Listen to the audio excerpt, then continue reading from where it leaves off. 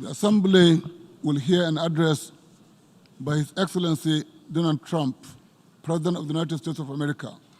I request protocol to escort His Excellency.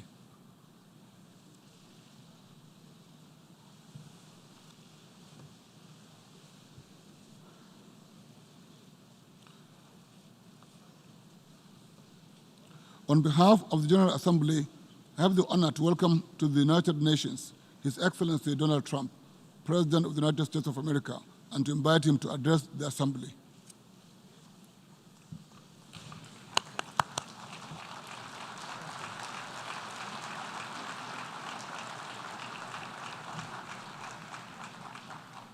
Thank you very much. Mr. President, Mr. Secretary General, distinguished delegates, ambassadors, and world leaders, 7 decades of history have passed through this hall in all of their richness and drama. Where I stand, the world has heard from presidents and premiers at the height of the Cold War. We have seen the foundation of nations. We have seen the ringleaders of revolution. We have beheld saints who inspired us with hope, rebels who stirred us with passion, and heroes who emboldened us with courage, all here to share plans, proposals, visions, and ideas on the world's biggest stage. Like those who met us before, our time is one of great contests, high stakes, and clear choices. The essential divide that runs all around the world and throughout history is once again thrown into stark relief. It is the divide between those whose thirst for control deludes them into thinking they are destined to rule over others, and those people and nations who want only to rule themselves. I have the immense privilege of addressing you today as the elected leader of a nation that prizes liberty, independence, and self-government above all. The United States, after having spent over $2.5 trillion since my election to completely rebuild our great military, is also by far the world's most powerful nation. Hopefully, it will never have to use this power. Americans know that in a world where others seek conquest and domination, our nation must be strong in wealth, in might, and in spirit. That is why the United States vigorously defends the traditions and customs that have made us who we are. Like my beloved country, each nation represented in this hall has a cherished history, culture, and heritage that is worth defending and celebrating, and which gives us our singular potential and strength. The free world must embrace its national foundations. It must not attempt to erase them or replace them. Looking around and all over this large, magnificent planet, the truth is plain to see. If you want freedom, take pride in your country. If you want democracy, hold on to your sovereignty. And if you want peace, love your nation. Wise leaders always put the good of their own people and their own country first. The future does not belong to globalists. The future belongs to patriots. The future belongs to sovereign and independent nations who protect their citizens, respect their neighbors, and honor the differences that make each country special and unique. It is why we in the United States have embarked on an exciting program of national renewal.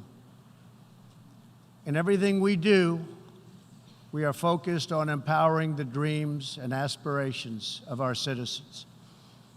Thanks to our pro-growth economic policies, our domestic unemployment rate reached its lowest level in over half a century. Fueled by massive tax cuts and regulations cuts, jobs are being produced at a historic rate. 6 million Americans have been added to the employment rolls in under 3 years. Last month, African American, Hispanic American, and Asian American unemployment reached their lowest rates ever recorded. We are marshaling our nation's vast energy abundance, and the United States is now the #1 producer of oil and natural gas anywhere in the world. Wages are rising, incomes are soaring, and 2.5 million Americans have been lifted out of poverty in less than 3 years. As we rebuild the unrivaled might of the American military, we are also revitalizing our alliances by making it very clear that all of our partners are expected to pay their fair share of the tremendous defense burden which the United States has borne in the past. At the center of our vision for national renewal is an ambitious campaign to reform international trade. For decades, the international trading system has been easily exploited by nations acting in very bad faith. As jobs were outsourced, a small handful grew wealthy at the expense of the middle class. In America, the result was 4.2 million lost manufacturing jobs and $15 trillion in trade deficits over the last quarter century. The United States is now taking that decisive action to end this grave economic injustice. Our goal is simple. We want balanced trade that is both fair and reciprocal. We have worked closely with our partners in Mexico and Canada to replace NAFTA with the brand new and hopefully bipartisan U.S.-Mexico-Canada agreement. Tomorrow, I will join Prime Minister Abe of Japan to continue our progress in finalizing a terrific new trade deal. As the United Kingdom makes preparations to exit the European Union, I have made clear that we stand ready to complete an exceptional new trade agreement with the UK that will bring tremendous benefits to both of our countries. We are working closely with Prime Minister Boris Johnson on a magnificent new trade deal. The most important difference in America's new approach on trade concerns our relationship with China. In 2001, China was admitted to the World Trade Organization. Our leaders then argued that this decision would compel China to liberalize its economy and strengthen protections to provide things that were unacceptable to us, and for private property, and for the rule of law. 2 decades later, this theory has been tested and proven completely wrong. Not only has China declined to adopt promised reforms, it has embraced an economic model dependent on massive market barriers, heavy state subsidies, currency manipulation, product dumping, forced technology transfers, and the theft of intellectual property, and also trade secrets on a grand scale. As just one example, I recently met the CEO of a terrific American company, Micron Technology, at the White House. Micron produces memory chips used in countless electronics. To advance the Chinese government's 5-year economic plan, a company owned by the Chinese state allegedly stole Micron's designs, valued at up to $8.7 billion. Soon, the Chinese company obtains patents for nearly an identical product, and Micron was banned from selling its own goods in China. But we are seeking justice. The United States lost 60,000 factories after China entered the WTO. This is happening to other countries all over the globe. The World Trade Organization needs drastic change. The second largest economy in the world should not be permitted to declare itself a developing country in order to game the system at others' expense. For years, these abuses were tolerated, ignored, or even encouraged. Globalism exerted a religious pull over past leaders, causing them to ignore their own national interests. But as far as America is concerned, those days are over. To confront these unfair practices, I placed massive tariffs on more than $500 billion worth of Chinese-made goods. Already, as a result of these tariffs, supply chains are relocating back to America and to other nations, and billions of dollars are being paid to our Treasury. The American people are absolutely committed to restoring balance to our relationship with China. Hopefully, we can reach an agreement that will be beneficial for both countries. But as I have made very clear, I will not accept a bad deal for the American people.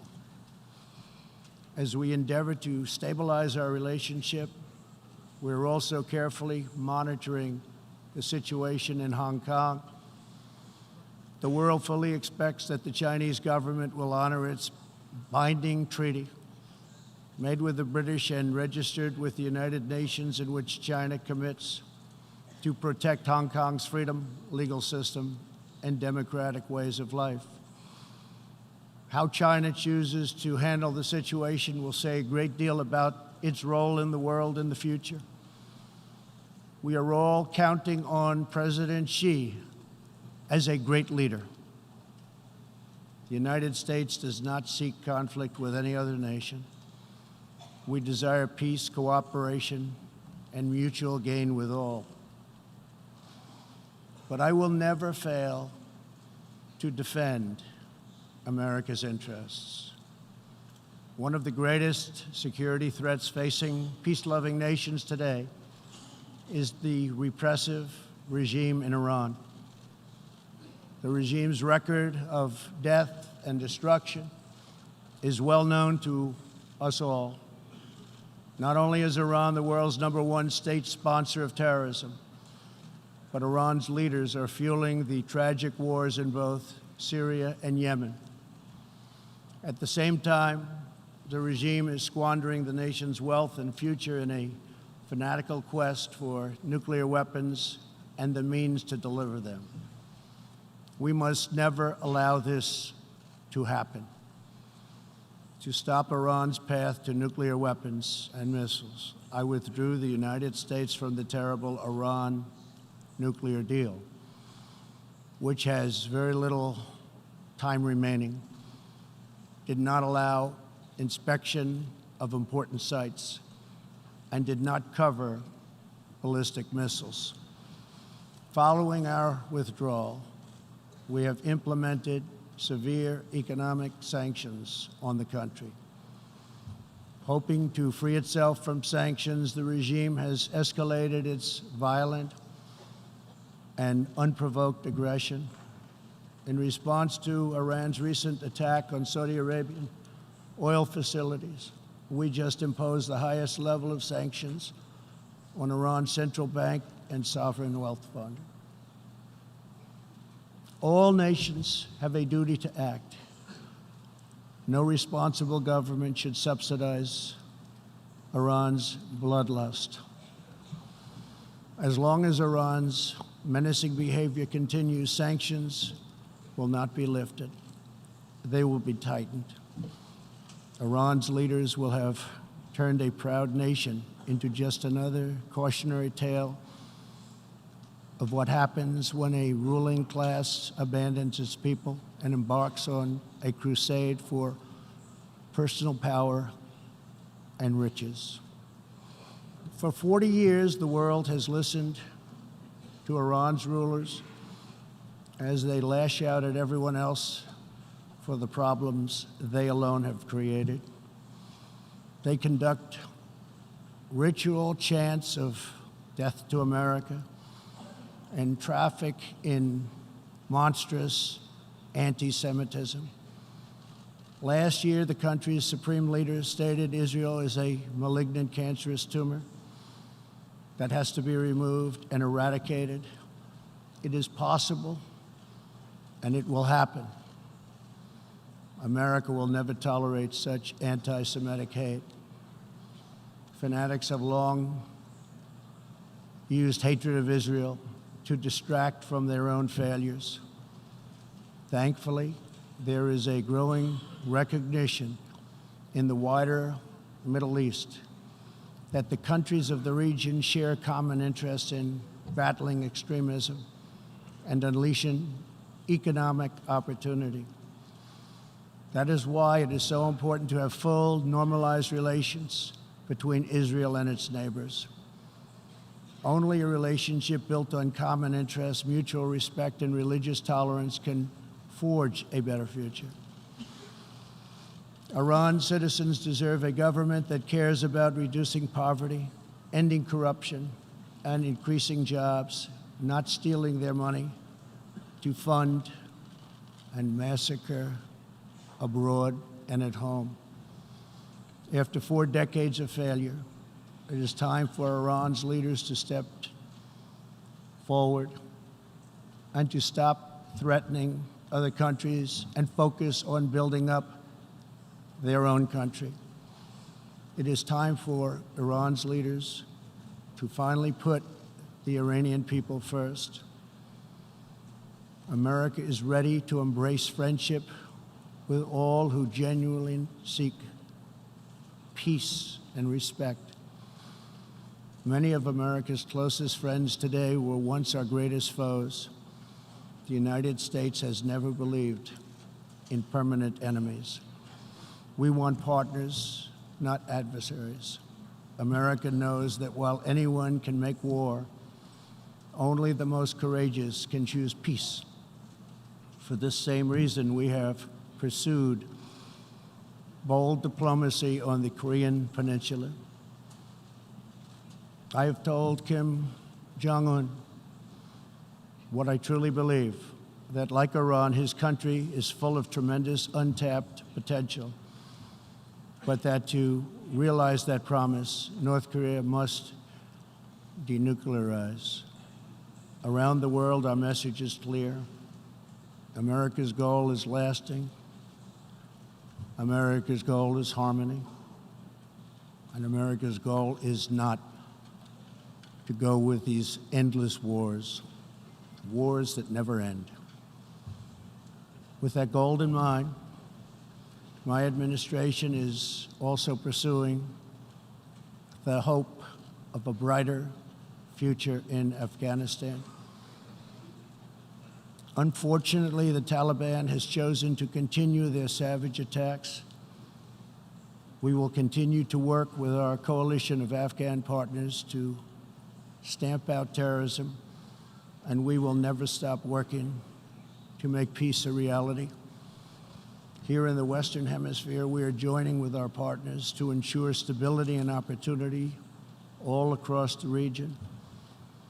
In that mission, one of our most critical challenges is illegal immigration, which undermines prosperity, rips apart societies, and empowers ruthless criminal cartels.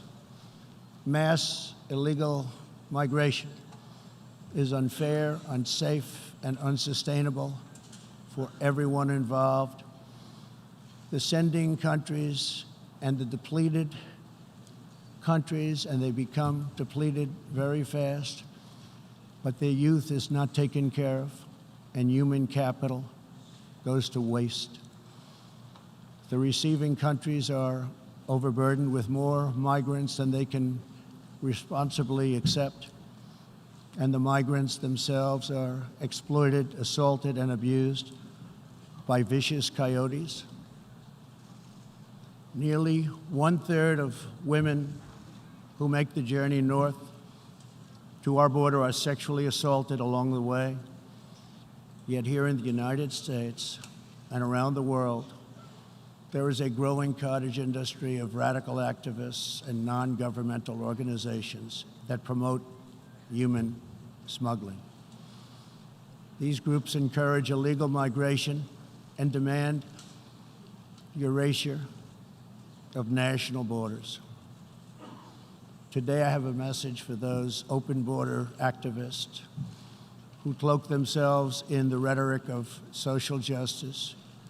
Your policies are not just. Your policies are cruel and evil. You are empowering criminal organizations that prey on innocent men, women, and children.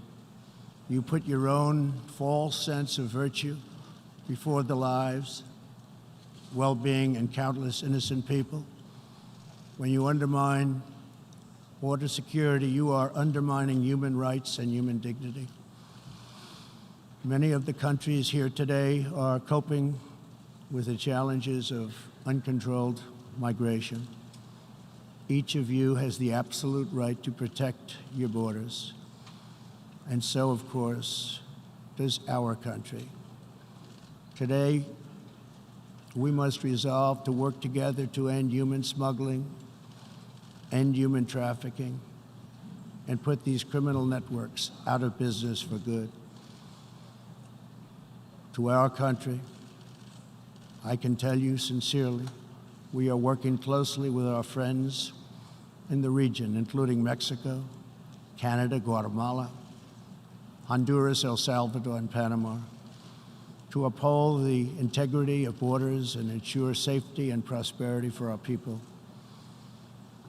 I would like to thank President López Obrador of Mexico for the great cooperation we are receiving and for right now putting 27,000 troops on our southern border. Mexico is showing us great respect, and I respect them in return. The U.S., we have taken very unprecedented action to stop the flow of illegal immigration. To anyone conducting crossings of our border illegally, please hear these words. Do not pay the smugglers. Do not pay the coyotes. Do not put yourself in danger. Do not put your children in danger, because if you make it here, you will not be allowed in. You will be promptly returned home. You will not be released into our country. As long as I am President of the United States, we will enforce our laws and protect our borders. For all of the countries of the Western Hemisphere, our goal is to help people invest in the bright futures of their own nation. Our region is full of such incredible promise, dreams waiting to be built, and national destinies for all. And they are waiting also to be pursued. Throughout the hemisphere, there are millions of hardworking, patriotic young people eager to build, innovate, and achieve. But these nations cannot reach their potential if a generation of youth abandon their homes in search of a life elsewhere. We want every nation in our region to flourish and its people to thrive in freedom and peace. In that mission, we are also committed to supporting those people in the Western Hemisphere who live under brutal oppression, such as those in Cuba, Nicaragua, and Venezuela. According to a recent report from the UN Human Rights Council, women in Venezuela stand in line for 10 hours a day waiting for food. Over 15,000 people have been detained as political prisoners. Modern-day death squads are carrying out thousands of extrajudicial killings. The dictator Maduro is a Cuban puppet, protected by Cuban bodyguards, hiding from his own people, while Cuba plunders Venezuela's oil wealth to sustain its own corrupt communist rule. Since I last spoke in this hall, the United States and our partners have built a historic coalition of 55 countries that recognize the legitimate government of Venezuela. To the Venezuelans trapped in this nightmare, please know that all of America is united behind you. The United States has vast quantities of humanitarian aid ready and waiting to be delivered. We're watching the Venezuela situation very closely. We await the day when democracy will be restored, when Venezuela will be free, and when liberty will prevail throughout this hemisphere. One of the most serious challenges our countries face is the specter of socialism. It's the wrecker of nations and destroyer of societies. Events in Venezuela remind us all that socialism and communism are not about justice. They are not about equality. They are not about lifting up the poor. And they are certainly not about good of the nation. Socialism and communism are about one thing only: power for the ruling class.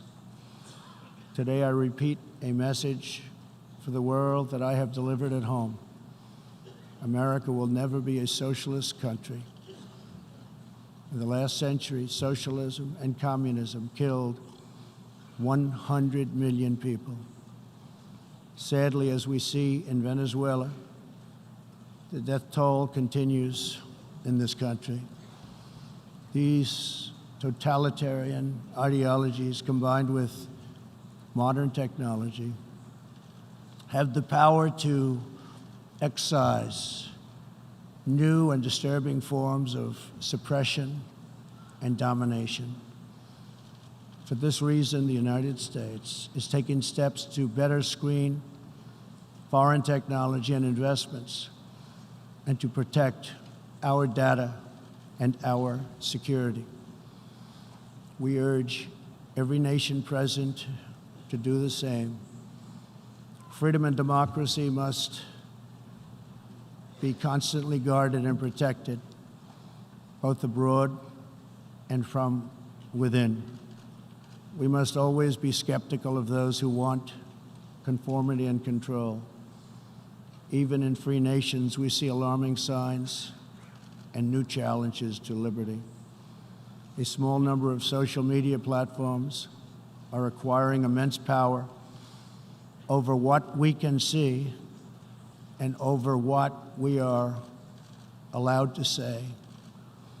A permanent political class is openly disdainful, dismissive, and defiant of the will of the people. A faceless bureaucracy operates in secret and weakens democratic rule. Media and academic institutions push flat-out assaults on our histories, traditions, and values. In the United States, my administration has made clear to social media companies that we will uphold the right of free speech.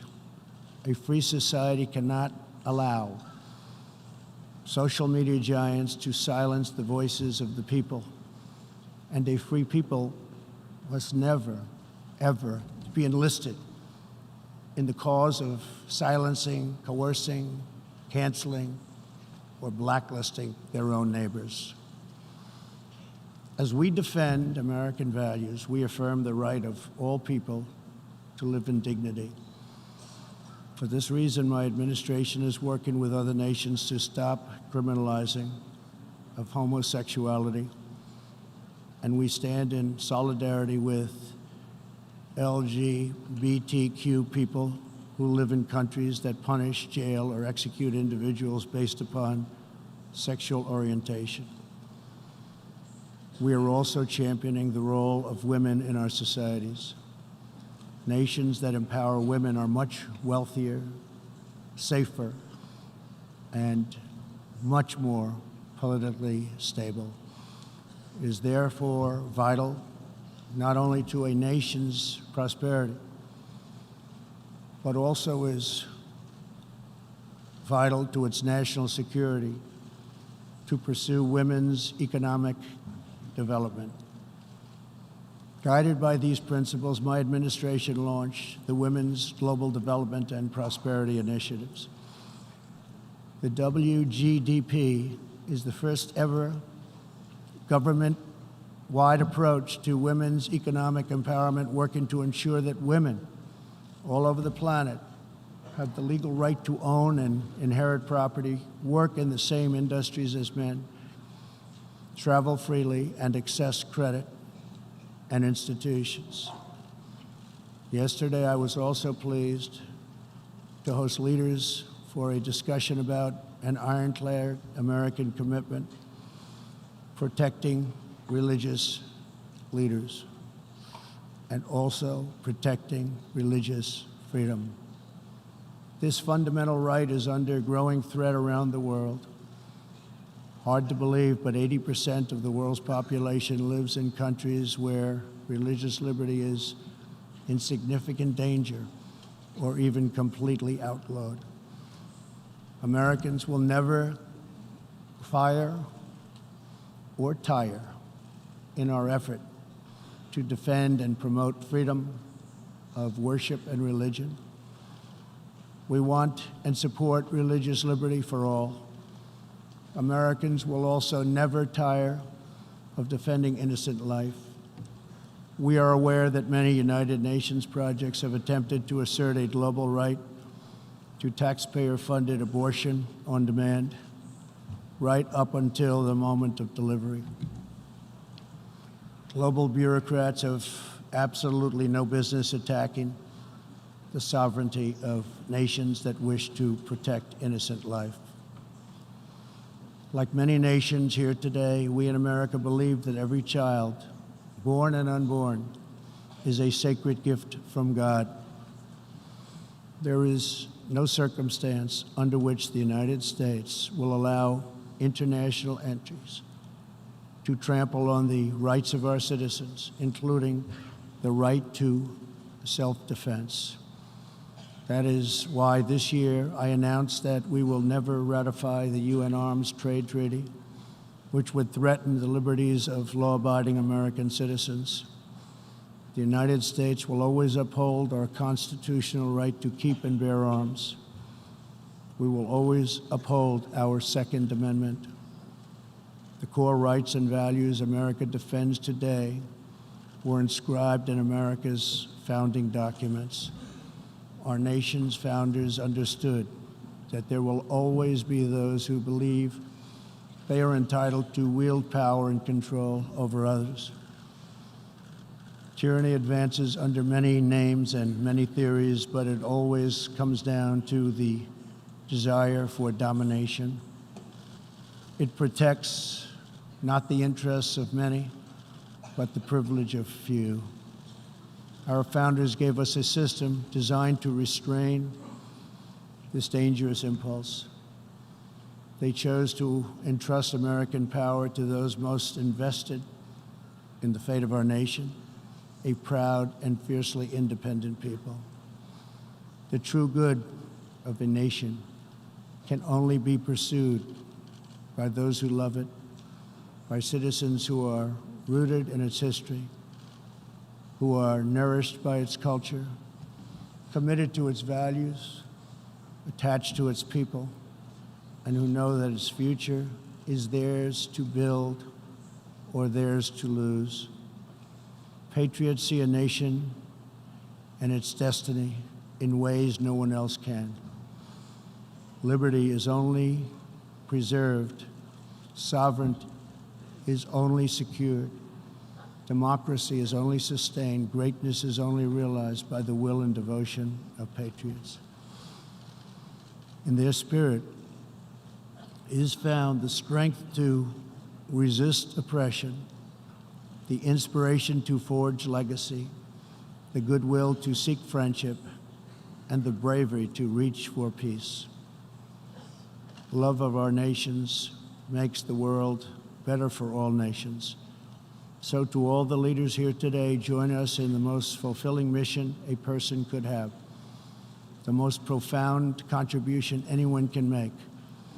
Lift up your nations, cherish your culture, honor your histories, treasure your citizens, make your country strong and prosperous and righteous, honor the dignity of your people, and nothing will be outside of your reach. When our nations are greater, the future will be brighter, our people will be happier, and our partnerships will be stronger. With God's help, together we will cast off the enemies of liberty and overcome the oppressors of dignity. We will set new standards of living and reach new heights of human achievement. We will rediscover old truths, unravel old mysteries, and make thrilling new breakthroughs. And we will find more beautiful friendship and more harmony among nations than ever before. My fellow leaders, the path to peace and progress and freedom and justice and a better world for all humanity begins at home. Thank you. God bless you. God bless the nations of the world. And God bless America. Thank you very much.